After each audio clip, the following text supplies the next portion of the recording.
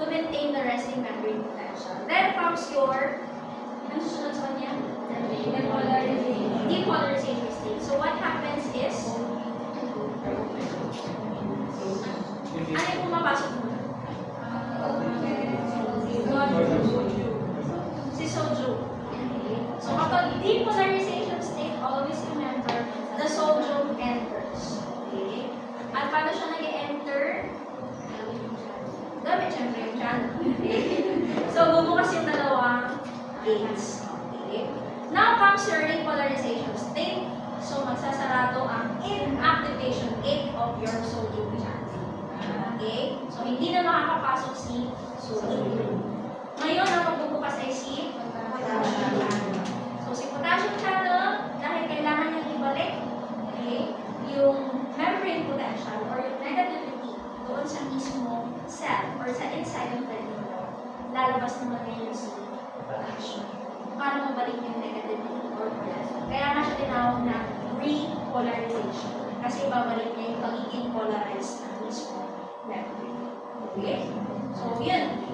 Ganun yung nangyayari sa ating action potentials. Okay?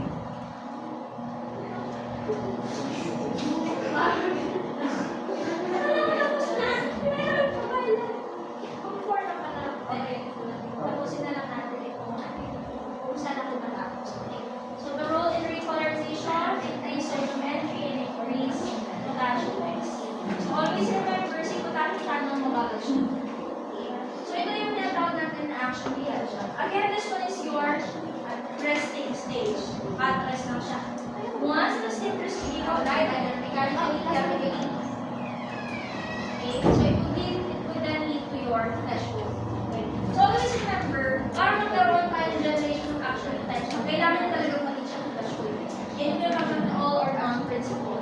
Wherein, kapag hindi na-reach yung certain threshold na yan, wala talaga mag-generate ng action potential. So, once the voltage rises, okay, pagtataas na siya, again, nagiging positive siya. So, what happens here? The sodium channels open. Okay? The sodium will then enter. Pag repolarization, bababa yung voltage. So, what happens? The potassium channels open. The sodium channels close. Okay? The potassium ions will then diffuse upward, inward. Outward. Because i-repolarize. Okay? So, repolarization state. Ngayon, merong problema nga lang sa potassium channels dahil masyado siyang mabagal. Sabi ko nga sa inyo, these are slow channels. What happens is, nagkakaroon tayo ng hyperpolarization na tinatawag. Hyperpolarization. This one is what we call your hyperpolarization state.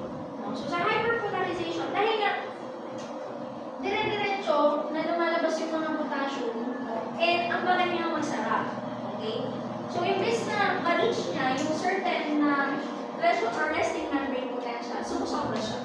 Okay? Dahil nga, delayed yung kaniyang pag-produce. Okay? So, nagkakaroon tayo ng hyperpolarization dahil nga, mas marami pa rin yung lumalabas ng potassium. And because of that, mas nagiging mas negative pa siya.